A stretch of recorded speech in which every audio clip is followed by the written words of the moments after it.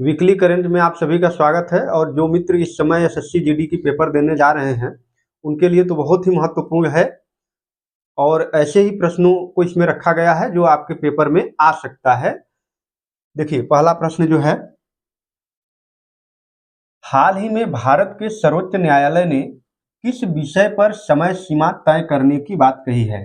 लोकसभा चुनाव, दल बदल याचिकाएं, बजट पारित करना या फिर राज्यपाल की नियुक्ति।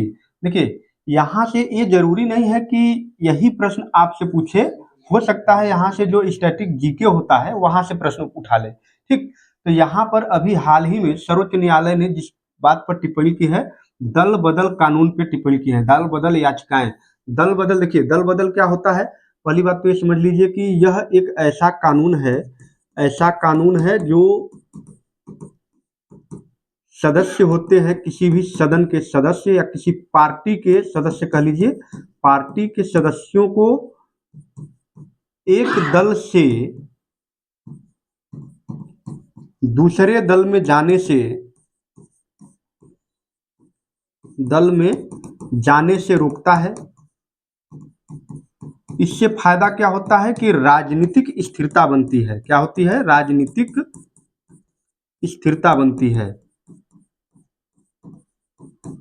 एक दौर ऐसा था 1955 के बाद से 1980 तक का दौर एक ऐसा था जहां पर बहुत सारे पार्टियों के लीडर्स जो थे, सदस्य जो थे, वो एक दूसरे पार्टी में रहते हुए सरकार तो बनाते थे, लेकिन कुछ समय बाद वो पार्टी बदलकर दूसरे पार्टी में चले जाते थे और उनकी चूंकि सदस्यता उनकी बनी रहती थी, इसलिए वो मान्य हो जाते थे। और क्या होता था कि वहां पे सरकार गिर जाती थी। इससे राजनीतिक अस्थिरता बहुत ज्यादा थी। इसको बचाने के लिए यह कानून लाया गया, दल बदल कानून लाया गया। कब? 1985 में। 1985 में 52वां संशोधन के द्वारा यह अधिनियम लाया गया, दल बदल अधिनियम लाया गया और संविधान में एक नई अनुसूची जोड़ी गई। नई अनुसूची, कौन सी अनुसूची जोड़ी गई? 10वीं अनुसूची को जोड़ा गया, 10वीं अनुसूची। और फिर देखिए, अभी यहाँ पर बहुत सारी चीजें तय नहीं थी, इसलिए 2003 में एक और संशोधन हुआ। कब हुआ? 2003 में 91वां संविधान संशोधन हुआ। 91वां संविधान संशोधन, यह भी दल बदल कानून से ही जुड़ा हुआ संशोधन है। और इसमें यह कहा गया कि जो मंत्रिपरिषद की सीमा है, मंत्रिपरिषद में कितने मंत्री होंगे इसको तय करता है। और कहता है कि जो सदस्य हैं, कुल सदस्यों का 15% से ज्यादा नहीं होंगे। कितने होंगे? 15%। 15% से ज्यादा नहीं होंगे। यहां पर बताया गया कब? 91वें संविधान संशोधन के द्वारा यह बताया गया। तो अभी हाल ही में सर्वोच्च न्यायालय ने यह कहा। देखिए, दल बदल पे जो सदस्यों की को हटाना या उनको सदस्यों की जो मेंबरशिप होता है उसको खत्म करना या उसे बनाए रखने का काम किसका होता है? लोकसभा स्पीकर का होता है। लेकिन कई बार जो लोकसभा स्पीकर है वो जल्दी से निर्णय नहीं ले पाता है और सुप्रीम कोर्ट ने अभी जो निर्देश दिया है वह कहा है कि 3 महीने के भीतर, 3 महीने के अंदर किसी भी सदस्य पर निर्णय लिया जाना चाहिए। किसी भी सदस्य पर उनके दल बदल से संबंधित जो नियम है उस पर 3 महीने के भीतर क्या होना चाहिए? निर्णय लिया जाना चाहिए। इसीलिए अभी हाल ही में यह चर्चा का विषय रहा है। तो इसका उत्तर हो जाएगा दल बदल याचिकाएं। ध्यान से देखिए, अब यहाँ से प्रश्न आपसे ये भी पूछ सकता है कि 52वें संविधान संशोधन में क्या है, या 52वां संविधान संशोधन कब हुआ, ये सारी, या जो दल बदल संबंधित किस अनुसूची में रखा गया है। तो यहाँ से ढेर सारे प्रश्न जो निकलते हैं। और 91वें संविधान संशोधन के बारे में भी आपसे पूछा जा सकता है, यहाँ से भी कई प्रश्न निकल जाएंगे। तो ये है पहले प्रश्न का उत्तर। दूसरा प्रश्न है कि हाल ही में भारत और मलेशिया ने अपने संबंधों को किस स्तर तक उन्नत किया है? सामरिक साझेदारी, व्यापक सामरिक साझेदारी, आर्थिक सहयोग समझौता, मुक्त व्यापार समझौता। देखिए, हाल ही में अभी भारत और मलेशिया ने व्यापक सामरिक साझेदारी को अपनाया है। क्या किया है, व्यापक सामरिक साझेदारी को। पहले क्या था, भारत केवल स्टैटिक पार्टनरशिप था, साझेदार था, लेकिन अब क्या हो गया है, व्यापक सामरिक साझेदारी। इसका मतलब क्या है कि केवल जो साझेदारी होगी केवल एक विषय से संबंधित नहीं होगी, बल्कि यहाँ पर आर्थिक सहयोग, यानी विषय बढ़ गए हैं, आर्थिक सहयोग, रक्षा, शिक्षा, एआई संबंधित जो मुद्दे हैं, फिर व्यापार, सभी मामलों से संबंधित काम किया जाएगा मिल करके किसके, मलेशिया। क्योंकि देखिए भारत क्या चाहता है कि चीन का जो बढ़ता हुआ प्रभाव है उसको बैलेंस करने के लिए भारत भी चाहता है कि जो दक्षिण पूर्व एशिया है या पैसिफिक ओशियन वाला जो इलाका है उस पर अपनी पकड़ को मजबूत करना चाहता है। तो इस दृष्टि से भी यह जो मलेशिया के साथ अभी समझौता हुआ है यह बहुत महत्वपूर्ण है, क्योंकि हम चाहते हैं कि हम अपने संबंधों को देशों के साथ, जो कई देश हैं उनके साथ हम क्या करें, अपने संबंध को अच्छे से बनाकर रखें। नेक्स्ट है, हाल ही में चर्चा में रहा सर्वम विज्ञान। ध्यान दीजिएगा, सर्वम विज्ञान किस प्रकार का मॉडल है, केवल text model, vision language model, gaming AI, face recognition model. देखिए फेस रिकॉग्निशन मॉडल क्या करता है, यह फेस को ही केवल पढ़ता है या फेस से संबंधित कार्य को करता है। एआई मॉडल है, एआई गेमिंग केवल गेमिंग प्लेटफॉर्म है, गेमिंग को करता है। और केवल टेक्स्ट मॉडल क्या करता है, केवल टेक्स्ट को पढ़ता है, टेक्स्ट को पढ़ करके आपको समझा देगा। लेकिन यहाँ पे क्या है, जो सर्वम विज्ञान है यह भारत द्वारा विकसित है और यह विजन लैंग्वेज मॉडल पर आधारित है। यानी कि यह क्या करेगा, अगर कोई इमेज है, ध्यान दीजिएगा, कोई इमेज है, इमेज आप दिखाकर यह पूछेंगे कि इसको बताइए यह क्या है, तो उसको ये क्या करेगा, इमेज से टेक्स्ट में बदल देगा, इमेज से क्या करेगा, टेक्स्ट में बदल देगा। तो इसका उत्तर कौन सा है, विजन लैंग्वेज मॉडल। बुलबुल V3 किस प्रकार का एआई मॉडल है, text to speech, text to image, chatbot या फिर सर्च इंजन। तो जो बुलबुल 3 है यह जो मॉडल है टेक्स्ट टू स्पीच पर आधारित मॉडल है, यानी कि टेक्स्ट को पढ़ेगा, क्या करेगा, टेक्स्ट को पढ़ेगा और इसे एक प्राकृतिक आवाज में यानी कि वॉइस में बदल देगा, प्राकृतिक आवाज में उस टेक्स्ट को बदल देगा, यानी कि वॉइस को वॉइस ओवर करने का भी एक काम करेगा।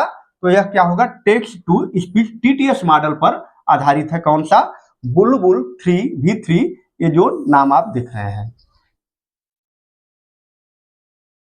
भारत की एक्ट ईस्ट नीति मुख्य रूप से किस क्षेत्र पर केंद्रित है, अफ्रीका, यूरोप, दक्षिण पूर्व एशिया या फिर मध्य एशिया। देखिए जैसा कि नाम से ही आधारित है क्या, कि दक्षिण पूर्व एशिया, क्योंकि भारत चाहता है कि दक्षिण पूर्व एशिया में अपने संबंध को, अपनी पकड़ को ज्यादा से ज्यादा मजबूत कर सके, इसलिए दक्षिण पूर्व में पैठ को अपने बढ़ाने के लिए, उनके साथ संबंधों को बनाए रखने के लिए, अपनी पकड़ मजबूत करने के लिए वह नीति को अपनाता है। और 2025 से पहले क्या था, लुक ईस्ट पॉलिसी, पहले इसका नाम क्या था, लुक ईस्ट पॉलिसी, लेकिन 2014 से इसे क्या कर दिया गया, एक्ट ईस्ट पॉलिसी। ठीक है, तो यह कब से आया, 2014 से आया और इसे क्या कहा गया, एक्ट ईस्ट पॉलिसी, मतलब उसकी तरफ देखना, यानी कि उनको महत्व देना, यहां से ये साफ दिख रहा है।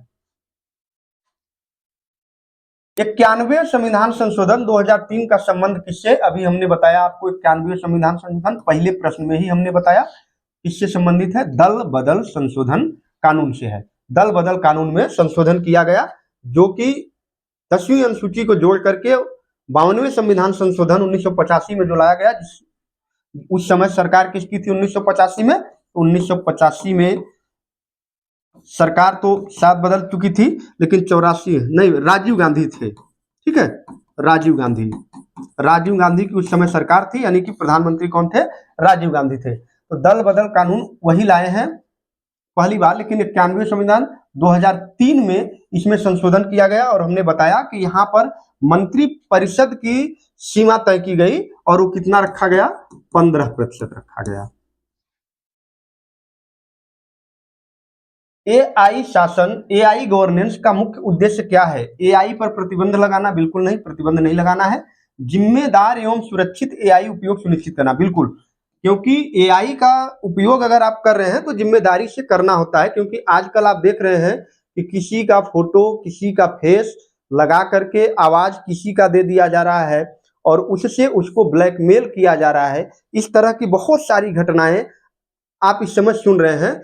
आर्टिफिशियल इंटेलिजेंस को अगर जिम्मेदारी पूर्वक सही तरीके से यूज नहीं किया गया तो आने वाले समय जो होगा वह बहुत भयावह होगा। इसलिए इस पे गवर्नेंस की जरूरत है।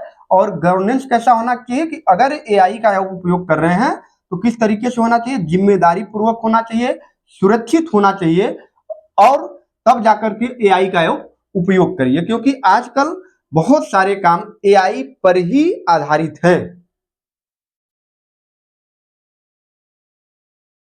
ओल्मो ओसीआर बेंच किसके मूल्यांकन से संबंधित है? गेमिंग, प्रदर्शन, टेक्स्ट टू स्पीच, दृश्य टेक्स्ट समझ, बैंकिंग सॉफ्टवेयर। तो इसका उत्तर है दृश्य टेक्स्ट समझ। ये क्या करता है कि किसी भी दृश्य को देख करके, किसी भी जैसे फिगर है, उस फिगर में क्या लिखा है वह उसे पढ़ करके उसे टेक्स्ट में बदल देता है। क्या करता है? टेक्स्ट में बदल जाता है। तो ओल्मो ओसीआर बेंच किससे संबंधित है? तो यहाँ पर दृश्य टेक्स्ट समझ से संबंधित है। एनपीसीआई इंटरनेशनल लिमिटेड का संबंध किससे है? रक्षा उत्पादन, डिजिटल भुगतान, कृषि बीमा या फिर साइबर सुरक्षा। तो इसका सीधा सा अर्थ है क्या है? डिजिटल भुगतान से संबंधित है क्या? NPCI international limited. आगे है, एशियन का मुख्यालय कहाँ स्थित है? देखिए, एशियन की जो स्थापना हुई है, स्थापना कब हुई है? 1967 में हुई है। और इसका जो मुख्यालय है वह कहाँ पे है? मुख्यालय है जकार्ता में। जकार्ता कहाँ है? इंडोनेशिया में है। इंडोनेशिया में है, ठीक है। तो इसका मुख्यालय कहाँ पे है? जकार्ता। और इसका क्या काम है? आर्थिक सहयोग को बढ़ावा देना, आर्थिक सहयोग, शांति को बनाए रखना, शांति, फिर रक्षा सहयोग, ठीक है।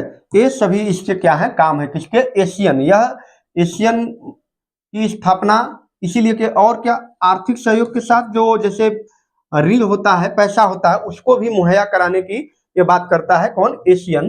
तो इसका मुख्यालय कहाँ है? जकार्ता। 52वां संविधान संशोधन किस वर्ष पारित हुआ? अभी हमने कहा 1985 में, राजीव गांधी की सरकार थी उस समय। तो 52वां संविधान संशोधन उसी समय पारित हुआ। और यह किससे संबंधित है? दल बदल कानून से क्या है? संबंधित है, ठीक। तो ये थे कुछ महत्वपूर्ण प्रश्न जो आपके पेपर में आ सकते हैं। अगर आपको ये वीडियो अच्छे लगते हैं तो आप वीडियो पे कमेंट करिए, लाइक करिए और वीडियो को सब्सक्राइब और शेयर जरूर करिए। और हाँ, एक बात और कि कमेंट आप ये जरूर करिए कि आप कहाँ से हमारा वीडियो देख रहे हैं, ठीक है। धन्यवाद।